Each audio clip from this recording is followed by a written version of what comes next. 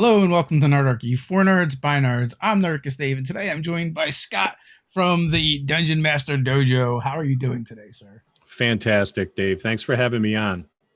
You know what? It felt like the right thing to do. You folks were nice enough to have us on your podcast, and we had a good time chatting with the three of you, Lou, and Bill as well. So you know, I guess turnabout is fair play. So thanks for coming on. So, speaking of what, you guys run a podcast. You want to tell me about that a little bit and kind of just like a little primer for folks that aren't familiar with the Dungeon Master Dojo? Yeah, we are a podcast, three old grognards sitting around talking about D&D, giving our tips and tricks to kind of elevate the art of dungeon mastery. So if you are a dungeon master, or if you plan on being a dungeon master or are thinking about it, this is an instructional podcast mostly. So come and listen to us. You can find us on Anchor, Google Podcasts, Apple Podcasts, Podbean, and many other platforms. We have full-length episodes that drop every Tuesday at midnight. We have shorter content that drops Wednesdays at midnight. That's our DM quick tips. So that's a perfect size for a drive to work or to drop your kids off at school if they happen to be in real schools. Who does that anymore? And it's a rare thing now. And then we have our bonus content that we drop occasionally on Mondays.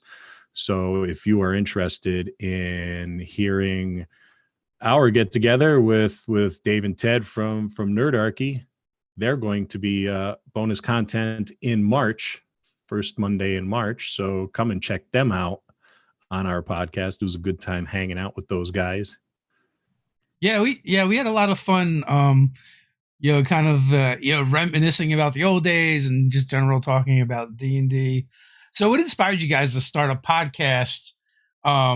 Specifically about kind of like DM instructional information. We go away every week in February with our gaming group. So there's anywhere from 12 to 16 of us that go, and we game for a whole week straight. So we were sitting around one night after we had got done with our day's gaming, and I said, well, it'd be cool to have a podcast. So we started talking about a bunch of different podcast ideas, and then we went back to gaming and we went home. And then COVID happened, and Monday nights were our nights to game. So we'd get together and we'd go to Bill's basement and we'd game, and we've been doing that for, well, forever. And now we couldn't do that anymore. So Lou called me and said, are you still interested in doing a podcast? We would talk about D&D. We'll do it on Monday nights. It'll be D&D related. We'll still kind of be involved with the game. So I said, yeah, it sounds good. He said, no, are you really serious? So I said, yeah, I'm really serious. Why? He said, well, I just bought all the equipment. And apparently there was some concern with explaining it to his wife. So we, at that point in time, we were committed to it. So that's what we've been doing since June 23rd. And we've been having a good time. One of the other things, and I don't know if you've had a similar experience with this, Dave, is when I was a DM, I started DMing because nobody else wanted to. And there was nobody to kind of show me how to do it. There was no Nerdarchy back then. There was no YouTube or any of these other things. And most of us had no idea what Gary Gygax looked like. Conventions weren't easily accessible in our area. So I just thought, it'd be a good idea to have something a little instructional for people that wanted to, but maybe we're a little intimidated by running a game, because it can be intimidating if it's your first go around. Yeah, I mean, it was the same. Like, you kind of would model and learn from whoever was running the game for you. And, when we first started, it was just like an older kid in the neighborhood. We were friends with his sister, and like one of our good friends, he was the next door neighbor. And he would come outside and play backyard sports with us. And like, we were like, I want to say tween age doing that. And he was like, 17, 18. So like much older. But again, like it's like, I don't have anyone to play D&D with, and I like D&D. Here are these young impressionable kids, perhaps, and it worked. And, and we were kind of hooked into it. And then years later, I stopped and then decided to pick up the hobby again. And another one of my friends had been playing kind of like on his own with a different friend group. And then it stopped as well. So we started up a new group, and me and him would kind of like alternate between DMing. So like that wasn't too bad. But also, we were both like in our early 20s, blue collar workers. So, time was becoming difficult. He kind of started a family really young. So he wasn't really like a reliable gamer at that time. He was kind of like phasing. Like he didn't stick around for that long. But like, he helped me to build the group that would kind of like spawn Nerdarchy 20 years later. And you're right, there wasn't really resources at that point. Like you might have been able to get on some forums and start finding stuff. 20 years ago, what was that like? In the early 2000s. So I don't even think YouTube existed yet, right? The internet was the I thing. don't think so. Yeah, I mean, I didn't have my first home computer until I bought a house when I was like 22. So yeah, it was pretty late in my life, all things considered, compared to what it is now, where people are growing up and a home computer is just like having a stove, or a refrigerator. It's almost a necessity, some sort of computer. yeah, I couldn't imagine life without it. Like so much so that like we have so many schools that are just able to go virtual, and everyone just has what they need, kind of. It's more rare when we don't. So yeah, so like it's a completely different time. Like I would say, like our problem was we didn't have enough information, and now it's like now it might be the opposite. It's overwhelming. Is figuring out where to get your information from.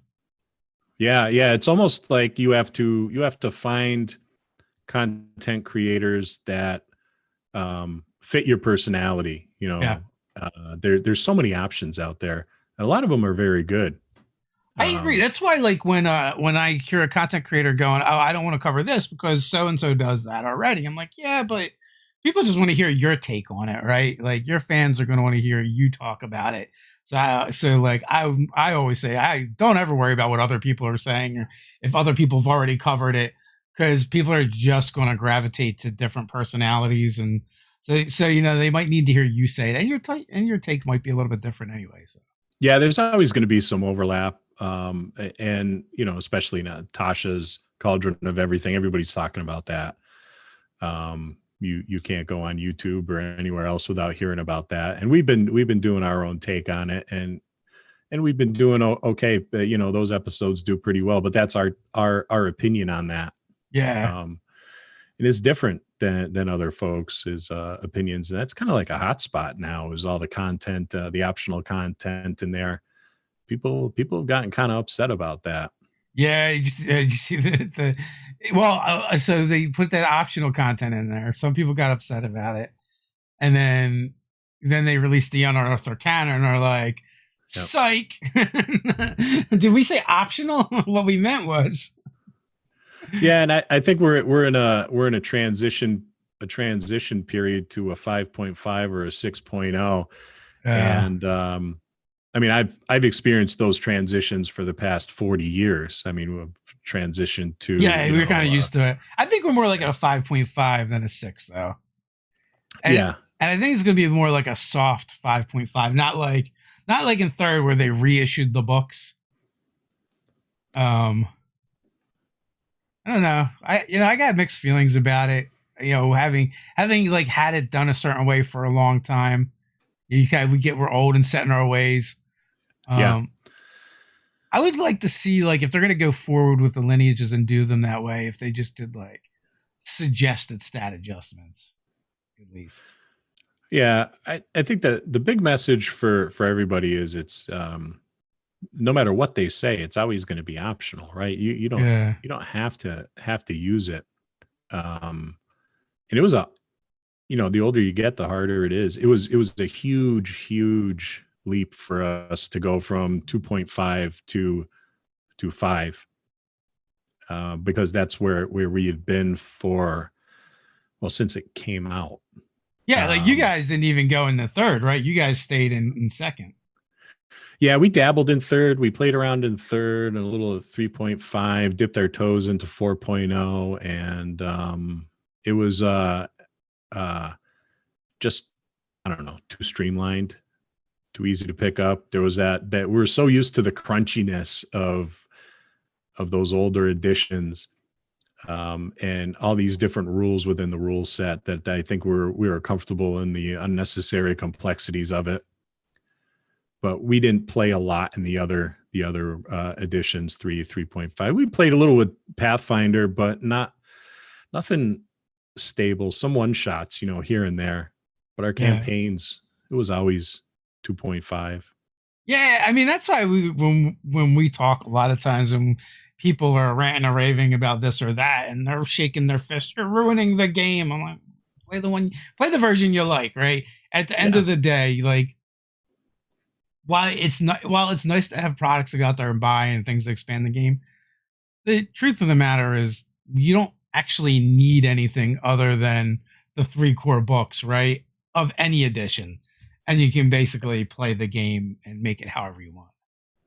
Yeah, as long as you're having fun, that's really all that matters. Have a good time doing it. So, yeah, I don't know. Like, so all the outrage is kind of, it's a bit much at times. Yeah, people are angry about it. You get older too, and I don't want anybody tampering with my game. Yeah. It's I forget other people play it too. Yeah, that can be difficult at times. So what is the most recent content over on Dungeon Master Dojo that you would like to point people towards? The most recent content, well, we just dropped our episode on the cleric domains from Tasha's Cauldron of Everything. That was this past Tuesday. DM Bill dropped his DM's quick tip. That's a nice quick 5-6 minute listen on the ride to the grocery store or wherever. And next week we are dropping, we're taking a break from Tasha's. We're going to be dropping on Tuesday night, Your Campaign Part 2. That's part of our series on running your campaign. Just some tips on campaign development, various stages of it. So it's a 5-part series that we're doing. And we decided it's a good thing to take a break every now and again. We don't want our listeners to get Tasha's burnout. Yeah. Because I'm sure it's everywhere, and they're getting information from more than one source. So we're not the only ones that are putting that sort of stuff out. We've got a lot of other stuff coming up in the near future that we're working on. So hopefully our listeners and our new ones will stay tuned for some of that. What is your favorite kind of content to kind of dig in? I really like I love D&D. That's my first love is D&D. It was my first RPG. I've dabbled in others. I really like doing content on running tabletop RPGs from other genres. So we've got an episode on running Westerns. We did one a couple months ago on a superhero campaign. I like the content that is non-fantasy related, because I think sometimes you can get burnt out from the genre that you're in. So it's nice to do a one shot or take a month break and play something else at the table, sci-fi or whatever have you. And it could be fun. It could kind of refresh yourself if you're the DM or your players, or give someone else an opportunity to run a genre that they really enjoy. Yeah, when I did that with reading, like I was just so burnt out on fantasy and went into this like occult steampunk phase for a while, and just like anything but fantasy I wanted to get my hands on. Yeah, I did that with Michael Crichton. I stepped away from like the fantasy and sci-fi for a while and got into Michael Crichton, who's not entirely a departure, but enough so Yeah. that it's just different. And it's good to do that, I think. It re-energizes you. So when you talk about other genres, is it other genres through the lens of D&D, or do you guys talk about playing, using other games and systems? Yeah, mostly other games and systems. Our go-to is the old TSR Marvel Superheroes role-playing game. I don't know if Yeah. you've had any yeah, the Phaser Rip We ran two seasons of system. a live play on our channel with that.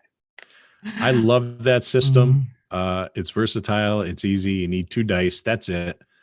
You can, really, really go nuts with it. You can do superhero stuff. We have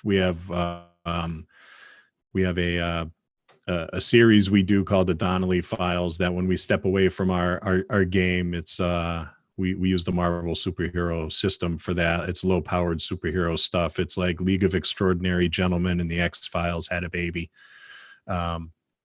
And it's fun to do that. It's fun to use that game. You can use it with anything: fantasy, superhero, steampunk. It's very versatile, and there's enough material out there that you have all the stuff you need to do those various genres if you're creative enough to that. If you just take the time to give it a little consideration. I like Star Frontiers too. I like all those old games. I Yeah. haven't really gotten much into I don't know what's the new Pathfinder Yeah. sci-fi game. Oh, Starfinder. Yeah. Starfinder. Um, I haven't really gotten into that. I have the book. I haven't read it in a while. But I like a lot of the old stuff. Bunnies and Burrows. I don't know if you've ever played that one. I have not. Yeah, we're big fans of Frog Out Games, but I have not played that one though.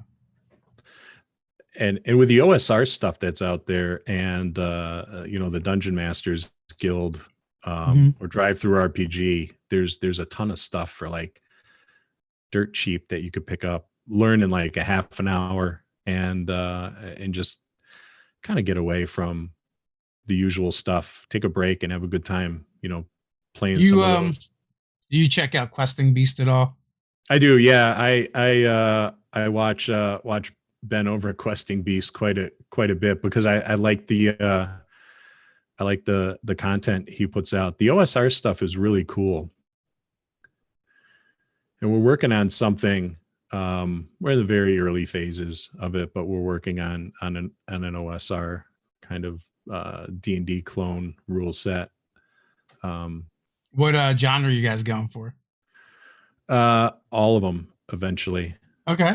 Cool. Yeah. I think one of the things, when I was playing D&D, when it first came out, and I had Gamma World as well, and I had Star Frontiers and Top Secret and Gangbusters.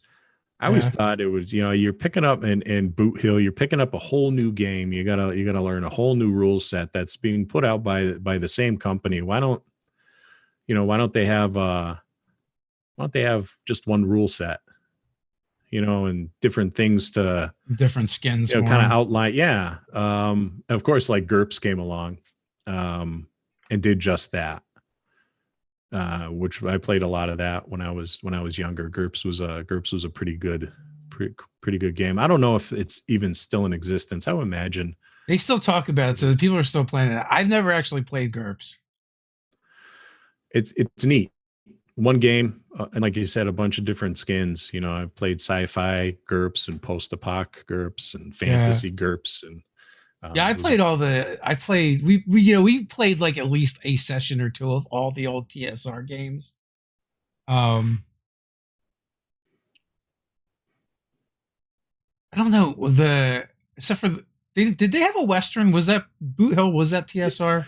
Yeah, Boot Hill was a Western. And when it first came out, it was very similar to almost like the chainmail rules. It was like it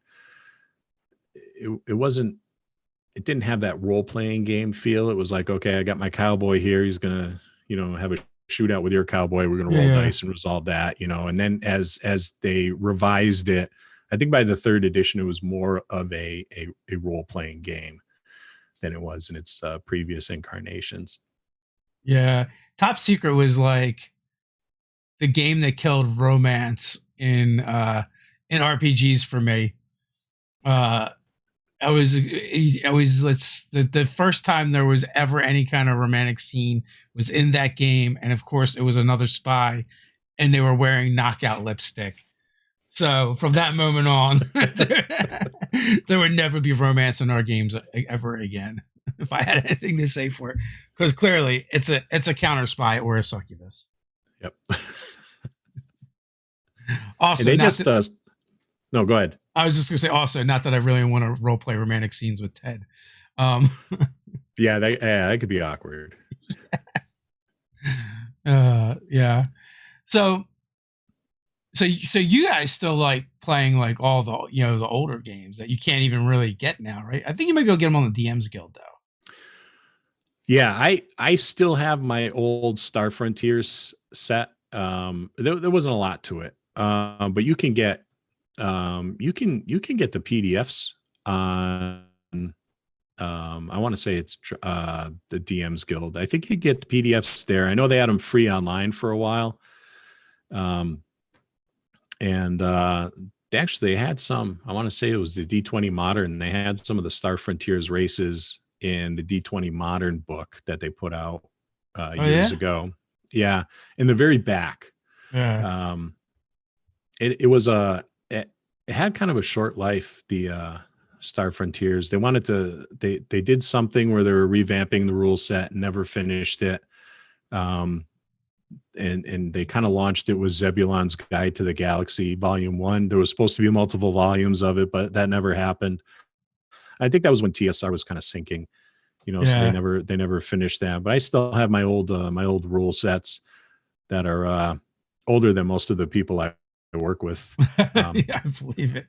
Yeah, Andrew from K-Web Publishing says Star Frontiers for the win on drive-through RPG. Also, I'm fairly certain I've seen someone get print on demand for it. So I guess they took the whole you can get the whole box set in a single book.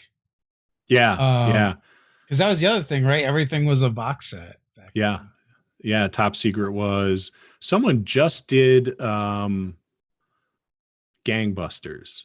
Oh, really? Yeah. Captain Courageous did a review of that on his channel. He's an awesome guy. I want to say like a month ago, and it's pretty cool. He does a nice job with looking at all these old games or these the OSR stuff, and it looks like a really well done little game. I might have to pick that up because I had a good time with Gangbusters, and I think it'd be fun to kind of play around with it a little bit. Yeah, I feel like we played one session of that.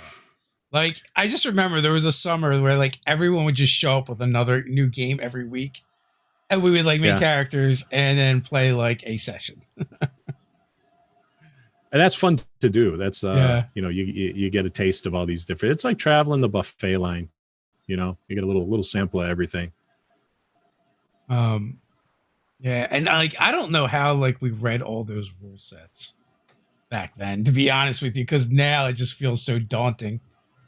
Yeah, I would venture a guess we had a lot more time, 20, 30 years ago to do that sort of thing than now. Adult life tends to interfere with hobbies terribly. So you're a father. Do any of your kids play? My oldest son plays. Never wanted to play with me. Yeah. When he was growing up, which was a subject of a great deal of disappointment. But now, now that he's an adult, he plays. He does D&D and Star Wars. That's his. He's always been a Star Wars fan, so it was natural that he'd be drawn to Star Wars. So he has his gaming group and he does his thing. Which version of Star Wars is he playing? It's whatever the new one is. Okay, yeah, Fantasy Flights. Yeah. We played a couple campaigns, like mini campaigns of that. It's a lot of fun. It's another one that generated a lot of angst when it came out because of the custom dice. Yeah, I've seen the dice all over the place. Gaming stores, the rare gaming stores that are still alive, and a couple conventions I've been to. I've seen the dice there, and people have tried to explain them to me, and I guess the old gamer in me couldn't pick up that you've got Oh pictures on there, yeah, not you know what? numbers. You need a cheat. You need like a cheat sheet, right? And then Yeah. once you have the cheat sheet, and then like you cancel out everything from your pool, then you kind of figure what you actually have. And building the pool, it takes a little bit getting used to. It's. I don't think it's something you can just look at and get. You need to do it, like the tactile part of seeing them, sorting the dice, and then you do that a couple times, and you get quicker and quicker at it. I mean, it's got some cool aspects, some interesting aspects to it. I know, like, we started playing, and like, you can't play that with just one set. You need like 3 to 5 sets at least. And there was like, you just couldn't get the sets at that time. They were like sold out everywhere. So I ended up buying like 5 or 6 starter sets just to get the dice. So I have a second dice bag around here full of Star Wars dice. It was a lot of fun. I especially like the Edge of the Empire, where it's all like the bounty hunters and smugglers, and I've never been a fan of like of this in the Star Wars universe. I actually like the Jedi the least. Yeah, I do. I do too. I now that I watch the movies, now that I'm older, I'm like, oh, they're kind of jerks. Yeah, As much as I hate Jar Jar Binks, I thought Qui-Gon was kind of a jerk to him. And I think they were pushy and intrusive. They remind me a little bit of the Paladins from first edition AD&D. It was never fun hanging with a Paladin in the party. yeah, they're During just first total edition. buzzkills. Yeah, couldn't do anything. That seems accurate. So Brian has a question. When I watch a movie, I can't help but imagine how I could yank that storyline out into D&D. What media have you seen lately that felt the urge to smash into a game? Oh, God, songs used to do it for me a lot. I listened to Ronnie James Dio a lot, and he had like this. Everything he did, it seemed, was like awesome for a D&D soundtrack. Yeah. I'll take inspiration from anything. It's easy, just if you have a little bit of time to give it some thought. Like I would say you could do it from anything. Even The Notebook. Have you ever watched The Notebook? Maybe not on purpose, but you're married, right? I have not watched it. No. Yeah. So in a nutshell, right? The guy's, it's an older couple. His wife's got Alzheimer's. So he has this notebook where he recorded pretty much their entire life together, and the whole movie plays out from, inside this notebook, so to speak. So he goes and he sits and he reads it to her every day. And he gets this little glimmer of, remembrance from her. And I guess that's enough for him. It's a girl movie, so you kind of get dragged into it. But I was thinking while I was watching The Notebook, it's like, you know what, this is what if someone, in this case, in my case, with what I crafted, it was a queen, right? Her entire memory was sucked into this magic book that was given to her as a gift by some nefarious witch, warlock of some sort. And the party's job is to track down the counter curse to release all these memories. Because the witch, warlock, whatever have you, is kind of holding the king at ransom, so to speak. You have to do a few things for me if you want, the queen's memories to come back. So the king is engaged in all these kind of nefarious things for the benefit of this wicked individual, because his wife's entire memory and soul is sucked into this book. Yeah. And they can't get it out. So inspiration could come from anywhere. We just did an episode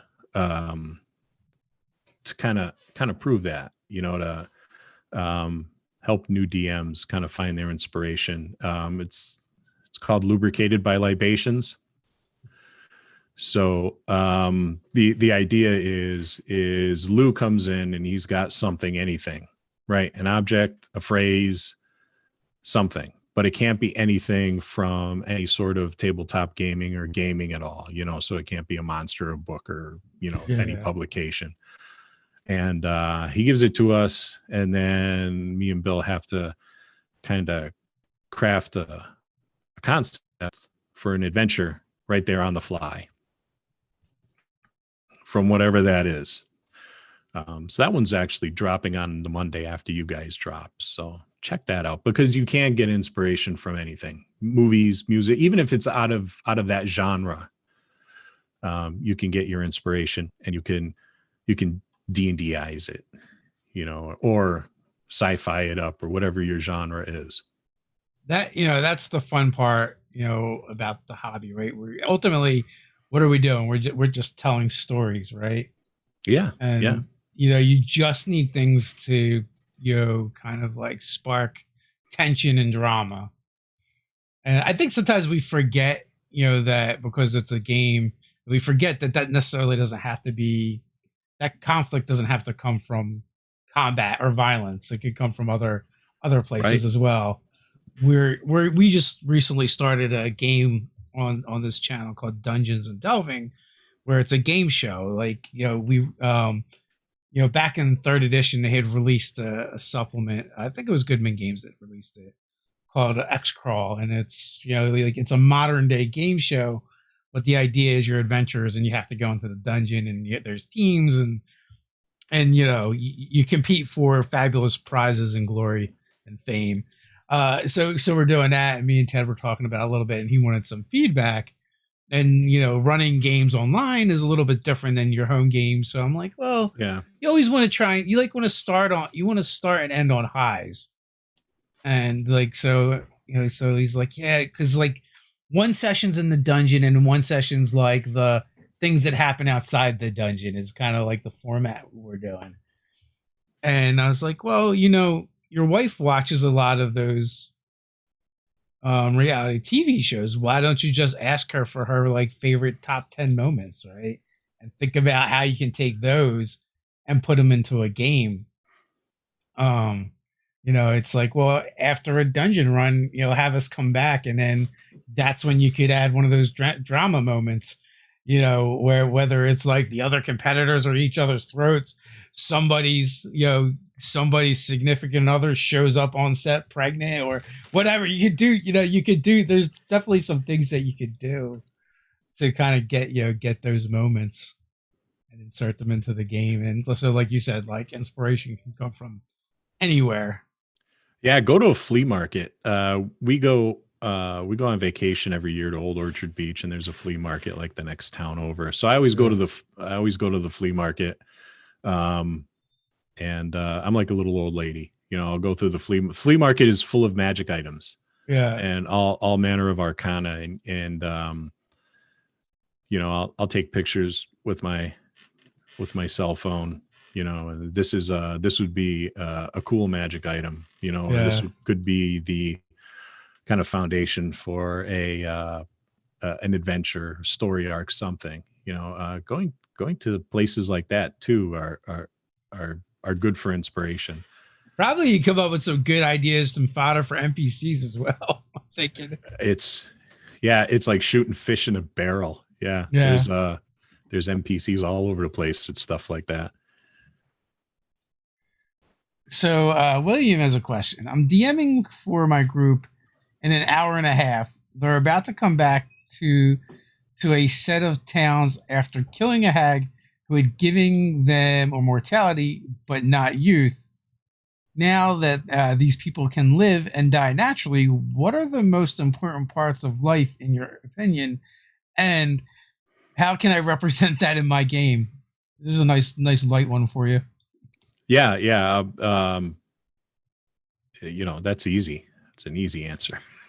It's a lot of philosophy wrapped up in an answer like that. I would say, so they've been given they were given immortality but not youth. So they've lived a long time, but they're probably really old. But now, since the hag is dead, they can go about their business and die. Is that my understanding? Yeah, I'm rereading now. Uh, so I guess they don't die of old age. They can die from other things, but they're immortal. And how do you represent that in a game? So in the short term, it's a lot more difficult too. And also, like, it makes me wonder too, like, what happens to, like, in those towns when you start reproducing. Can they reproduce? If they do the babies stay babies? Or does it not affect them because of, that? Like, I feel like on the short term, like I said, I think it's more difficult, but in long term, there's a lot more interesting things that can happen. Like, like they're having children, the children are growing up, aging and dying, and they have to watch that. Yeah, I think with especially if it's a human population, and they're not, they're humans. Humans are programmed very differently than I would imagine an elf is, right? Elves are made to be long-lived beings, but humans move faster. They do a lot more, because they know their life is shorter. But now they're blessed with immortality. But is it really a blessing? Because I would imagine people would come into the town and they would get to know them and they would get attached to them, just like you said with the children. If they're, and now they're being now their children are growing old and dying. Their friends are growing old and dying. And who do they have left but these people in this village, this probably this small semi-remote area. And now I've spent like 500 or 600 years, with these same people, and I really dislike them because I'm sick of them. But I just can't. Wait, are you describing your experience during the pandemic right now? That's almost what it is. Yeah. These kids of mine won't leave. Yeah. They just never go away. Go build a snowman or something. Yeah. So I would imagine there'd be stuff like people just getting fed up, right? Jumping in the river, hanging themselves, trying to just, just being tired of living. Maybe purposely starting conflict with their neighbors in the next village over. Let's go out with our pitchforks and torches and see if we can get ourselves killed. This is just getting to be a little bit too much, especially if you happen to be immortal, but not like a youthful immortal, not staying 30 years old forever. But now, I'm 500 years old and, I'm wetting myself and, I can't walk, or I'm constantly in pain and discomfort. And it's been this way for 300 years. It's been like this. All right, enough is enough. I imagine to be a miserable population. Just a very miserable population. Yeah, how do they figure out and bring meaning to their lives when they're unending? Because it's not like maybe when you're younger and more capable, it's like, okay, I could pursue my interests now. Maybe I can paint or write music or write books or teach the youth. But now my memory is failing. My arthritis is such I can no longer play my instrument or practice my craft, which I've managed to master. But now I can't really teach anybody because I don't remember anything. My last couple of apprentices, they died of old age. Yeah. It seems like it would suck. Yeah, it would get old fast. Yeah, it would. Yeah, it's like I said, like in the short term, you're not going to see a difference, right? It's not until you live it for a while and experience it, and that's when, that's when you're going to start to really see what's going on and experience it. So something like that is better to like introduce early in a campaign, and then have them come back later, years later. Yeah. When they're starting to feel it. And, also like seeing, seeing the kids grow and get older, and then they realize they're not, or experiencing people that maybe didn't get affected by this boon because they're like in the surrounding area. Yeah, or maybe it's like Highlander where you can't have kids. So, Yeah. all the immortals, they couldn't have kids. It was their blessing to be able to reproduce and then die. Immortality always looks good on paper. Everybody wants to live forever, but then when you look at the consequences to it, yeah, it could kind of suck. You may be ready to be dead, but you just can't. So, less weighty thing in your group. Who's usually the GM? Um, well, Bill GM'd for forever, and Yeah. then said, I don't want to do it anymore. So figure it out. And so then I GM'd for a while. Every year when we go away for our week-long thing, it's usually me and Bill, because we run 2 consecutive tables of the same storyline, but they're not really doing the same thing. Okay. Because there's just too many to do one table. But then we started, before like the pandemic hit, for the year before, we started grooming people to be GMs. So we were like, hey, everybody's taking a shot at it. So pick we laid out where it was happening, what we were doing. So it's like, it's taking place in a city in our homebrew world. So these are our urban campaigns. Everybody makes 3 characters and it's episodic. So if some people couldn't make it, that was fine. They weren't going to miss much of anything. And then if they did make it halfway through, like an episodic story, we'll plug you right in, pick up where you left off. So we're starting to build a pretty substantial population of NPCs, and people would step in. They'd say, all right, I'll try it out. I'll do one session. We played on Monday night. So I'll take this Monday night. Another person who was maybe a little bit more confident, a little more experienced, I'll do 3 nights, and we did it like that. So we scheduled it out. So Bill and I started it to give people some time to put together, what they were going to do. And then we let them run with it. What it worked out great. How long have you been doing that tradition? That's kind of sounds like a cool thing. This would be our 12th year. But we're not going to do it because we have a pandemic and it's a lot of people to put in a house in the middle of February. So this is our first time in 12 years. We wouldn't have been doing it. And it's huge fun. We go to Old Orchard Beach because you could get a massive house for dirt cheap in a beach town in the middle of February, because nobody wants to be at the beach in February.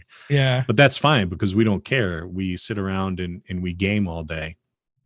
And then after dinner, we hang out and have a couple drinks and play some board games or card games, or just, watch some bad movies. How did that start up? I was hanging out with Bill, and I was like, what we should do now that we're grown up, because, that's what adults do, right? Is we should go away for a week and have a D&D vacation. He's like, that's a great idea. So we called up Lou and a couple of the other guys, and we're like, hey, you want to do this? So we did a long weekend and had a blast. It was fantastic. So it was only 5 of us when we started. And then next year, a couple of our other friends found out, and they're like, hey man, I'm in, let's do this. So it just kind of snowballed from there. And our first campaign ran 7 years. And we started one. We did a year of Star Wars. And then we started up a new campaign that we've been running ever since. And it's been fun. It's a good excuse to stay connected with your friends, because all of us have known each other for a pretty long time. So it's a good excuse to do that. That's how True Dungeons started, basically. Yeah. So like, I don't know if you're familiar with True Dungeon or not. Not really. So no. True Dungeon is kind of like the predecessor to escape rooms, right? Which is funny because it's weird. No one talks about it because it's something that's been going on for like 20 years. And essentially, True Dungeons, like these D&D themed escape rooms, where you play characters and you get gear and like you can like keep going back and running through their adventures. And they have them at all the big cons. And the owner started it because he like lived in this college town where they like people would come, they would game, and then like they would age out, right, and go back to wherever they're from. So they started doing like this kind of like alumni kind of reunions, and like he would come up with like all these puzzles and stuff and props and like trying to make like the best games he could make, and like that ballooned into him creating this thing called True Dungeon, where now it's like people come and they dress up and they have the puzzles and like almost like animatronic monsters. And um if you Google it, it'll come up and you'll see. And like Yeah, I'm gonna have to. It sounds awesome. yeah, like they sell out like all right away. We did I've done a couple runs. I did one with my wife and Dan Dillon the first time at Origins. And then when we were doing Saver Dice, I set up a run for the Saver Dice crew, and we filled up a run and did that. And that was a lot of Awesome fun. show, by the way. I loved it. Yeah, it was good. It was definitely good times. Um Playing with all those folks, I definitely have some fond memories. We even got to get together at Gen Con. I believe it was the last Gen Con, when people used to get together before the end times, and we did a Saver Dice live game. So that was a lot of fun. With Guy Slanders ran something for us. I think we were all wizards for some reason. And then and it was cool to have the audience there and they were participating. And Guy is just like a super masterful dungeon master. I watch his YouTube stuff too. He's fantastic. I've been watching him for quite a while now. Yeah, he is by far one of the best advice channels out there. I just don't have the attention span for a lot of long form content anymore. And like I generally watch a lot of like really short videos if they're in like space. And I'll go to Guy's channel and it's like, freaking Guy, why is it gotta be 30 minutes? Why'd you do it in 10 or 15? But yeah, he is one of my favorite people.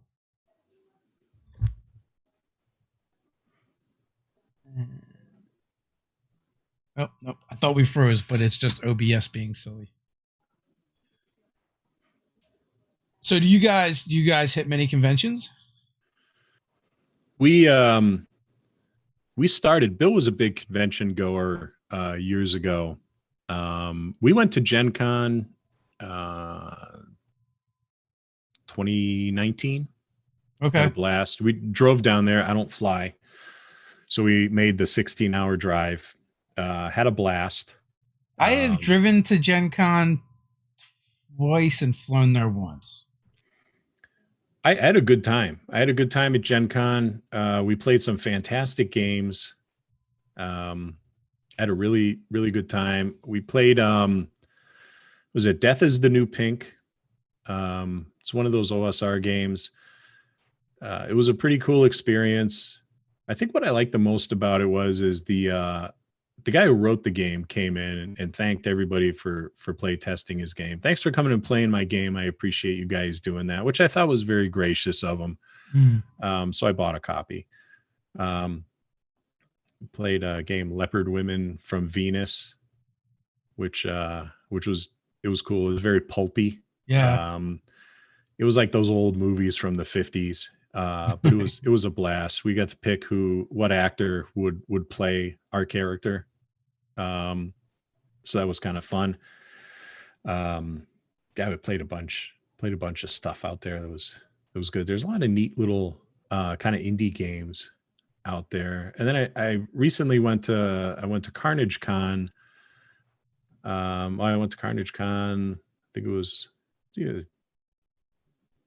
2019 or 2020. That's in Vermont, in Mount Snow, and it's a small convention, but it was a really good time. I met this fantastic guy up there, Scott Legault. I played this game called Brass and Steel. Scott's a fantastic DM. had a good time playing that game. So I bought that game. That's a nice steampunky game to play, and it's a small book. You know, there's not a lot of intense reading to it, so it's an easy pickup. You get a hardcover print on demand from Drive Through RPG. It comes in like a week, and it's some cool steampunk rules. We went to go get a desert chicken for the Queen of England, and we get there, and it turns out a desert chicken's actually a T-Rex. Oh, that's great. Yeah. So it was fantastic. We played a game with Scott was on our podcast. I want to say December, I think his episode aired. Fantastic guy, but we got together and played with him online, and he's an old grognard like we are. We played a Call of Cthulhu game, which was fantastic. He's one of those GMs, you sit at his table and 4 hours goes by and it felt like 5 minutes. Yeah, nice. So we just started getting really into conventions, and I love going to conventions. Bill's my convention buddy, so we go there and sample games together. And then we had a pandemic.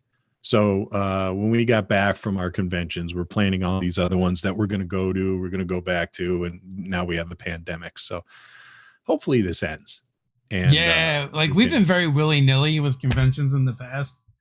And the end of 2019, we're like, all right, let's like really figure out where we're going, what we're going to do. If we're going to lay out some cash, we might as well do it all at once and then get them in on the taxes this year to write them off. So, and then, yes, exactly. Then the world began to end. And it's like, oh, this seems like a very bad idea now. Yeah. We're like, well, after you guys came on, we're like, we're going to have to check out Nerdarchy, the convention, when the world opens back up, if that ever seems to happen. I betcha. I'm looking forward to the end of this year, I guess. Q4, I think, is when we'll start to see some movement. Yeah. I think things are starting to look up. It may not seem so, but we got past some bumpy times now. So hopefully better days are coming. I'm hoping anyway. So Brian says being in a dope beach house right now with snow piling up, playing games with close friends sounds like a complete heaven. So have you guys had any issues with flooding? Like it's when he typed that and I read that, I'm like, just being in Jersey and getting the Jersey news.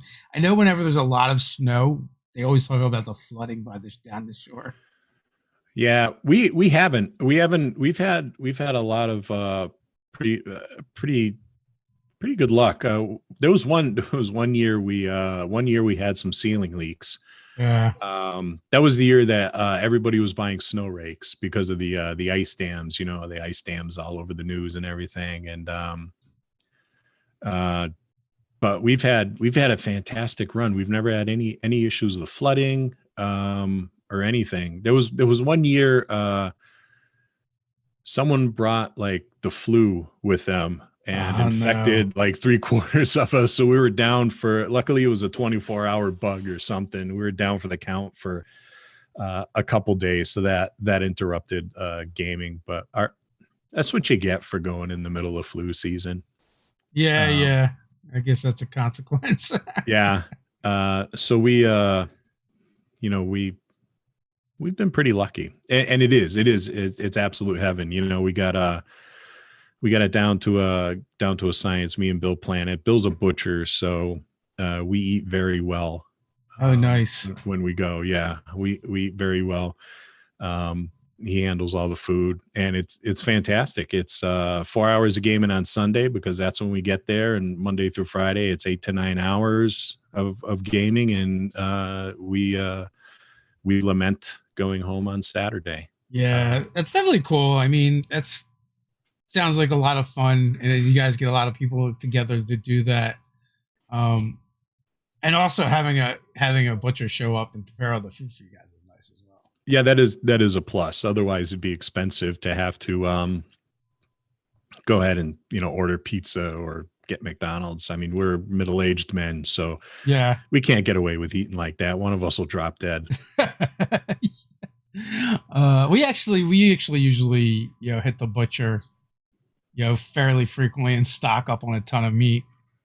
As a matter of fact, the discussion, like, I don't know if it was during one of our games or after one of our games, about like, how much is 40 pounds of meat? I'm like, well, actually, I know because I go to the butcher. Yep. And we get cases of 40 pounds of chicken breast. Yeah. So, well, what games are you guys playing currently? And do you guys do any actual players at all? Kind of like your home games. Yeah, we don't play. Unfortunately, we haven't since I think March. We decided to pull the plug on it. Our gaming group is a little bit older, so there was concern with COVID and everything. We stopped at D&D, playing that urban campaign. We have played. I ran a couple online games for some of the guys in our gaming group. With WebEx, because I can't for the life of me figure out Roll20 or Fantasy Grounds. I've played on Fantasy Grounds. I can't figure out how to run on that. It's just my tech savvy is not there. My IT guy is 13, so if I need something working, I call a 13-year-old and he comes down and fixes that. Scott, I'm gonna let you know. I'm gonna let you know on a secret. We can play games online without VTTs. Really? We can just, like you said, use WebEx or Zoom or whatever, and just just do theater of the mind like we used to. Yeah, and that I can do. I figured out how to put my maps up on stuff like that. But I've played, as I said, I sat in on a game with Scott Legault. We played Call of Cthulhu. It was big fun. And I got a game tonight, as a matter of fact, on Fantasy Grounds, the Tower of Xenopus with Dave Weil from Retro RPG Review. And then we've that's 5ED.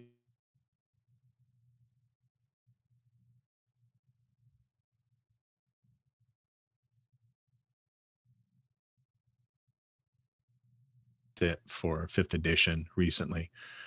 So we're playing through that, and I've done one of our other good friends is Hugh Johansson, and we played his hybrid role-playing game where we did a little play testing with that, and it's like 80s action hero stuff, and that was big fun. So we get our gaming fix here and there. Which is nice. So we're not totally devoid of games, which would be awful if that was the case. It would be awful. I mean, unfortunately, like, with this industry and our hobby, it is really kind of easy to stay plugged in, and like a lot of the infrastructure was already there for us to get together and play games even if we can't do it in person. I mean, since we've been doing Nerdarchy, we've been doing a lot of online gaming, but we've always still had in-person games. Now everything's virtual, and we figure it out as we go. Like, Ted will set up a second webcam and use minis and terrain. So, that's a good idea. When if a combat breaks out, he just sets it up, and he he moves things around. And of course, we were like pointing at the screen, going, "Move me here," and we're like, "Oh, you can't see that." I use Dungeon Fog as like a mapping tool, and we do too. Yep. So Dungeon Fog actually has like some like VTT light features to it that work pretty well that I use. I'll use the Fog of War, and I'll just screen share the map, and I do like the room by room of Fog of War that you can do with it. And you could actually send it to them and they could move tokens. I don't even bother with any of that. I just like put the tokens on the board and I move them, and like super low tech. But before either of those options, we were just theater of the mind, and most of like our stream games are theater of the mind. So there's you can be as technical as you want, or as tech light as you want, and still enjoy the hobby at a distance. Yeah, I'm not too concerned about seeing my players dice rolls. You know, I really don't care that much about it if we're playing in a virtual game. It's an excuse to get together and stay connected and to have a good time. Um, I do hope though that when this is all over, people go back to sitting at a table together and rolling dice, because I think that where it's a good substitute to play online. You get your gaming in to really get the impact of a game, a tabletop role playing game. You really have to be at a table, with that personal interaction, sitting around with Yeah. your friends, watching them move their minis with, you know, Cheeto covered fingers, and, having snacks and just Yeah, goofing around, there's, I game virtually for the gaming experience, but I game in person for the social experience. yeah, And it's best when you can kind of get them both at the table. But virtual gaming gives us some other benefits, like being in games with people from different continents all at the same time. So yeah, why not both, right? And I think yeah. we'll get back to it. People will go back to gaming in person. Maybe if not this year, then next. I feel like it's not too far off, and 2020 feels like it's taking forever to get over with, but it finally is over, and we're gonna get back to normal, and people will be gaming and getting together and rolling funny shaped dice. Yeah, nothing lasts forever. Everything that has a beginning has an ending, and this will too. Yeah, I've even seen people like, you think it'll ever be the same? I'm like, man, people aren't. When's the last time you heard someone worry about smallpox? Like, Yeah. we'll get over it, and it'll get better, and it'll be fine. So we were just past the hour mark. Final thoughts before we head on out. Yeah, it's a wonderful hobby. Introduce new people to it. Nurture those individuals. Right, we're all noobs at one point in time. Take the time and the patience to kind of nurture those new players. Be encouraging of them. Take them under your wing, especially if you're older and experienced. Um, let new people on your table, be it virtual or whatever have you, and don't forget the real purpose of the game, and that's to roll some dice, make some friends, maintain friendships, and have a good time. Awesome, man. Thanks for coming on, and until next Thanks time, for having everyone, me. stay nerdy.